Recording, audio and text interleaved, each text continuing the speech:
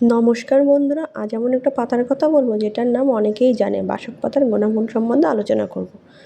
বাসক পাতায় থাকা ভ্যাসিসিন নামক উপাদানটি কফ তরল করে এবং শ্বাসনালীকে প্রদাহ কমায়। এটি কাশি, ব্রঙ্কাইটিস ও হাঁপানির উপশমে কার্যকর। বাসক পাতা নিয়মিত সেবনে রক্ত বিশুদ্ধ হয়, যা ব্রণ, অ্যালার্জি ও অন্যান্য চর্মরোগের উপশমে সহায়তা করে। এছাড়াও এটি হিমোগ্লোবিনের মাত্রা বাড়াতে সাহায্য করে। জ্বরের সময় বাসক পাতার রস, তুলসী পাতার রস ও মধুর সঙ্গে মিশিয়ে খেলে জ্বর, সর্দি, কাশি নিরাময় হয়।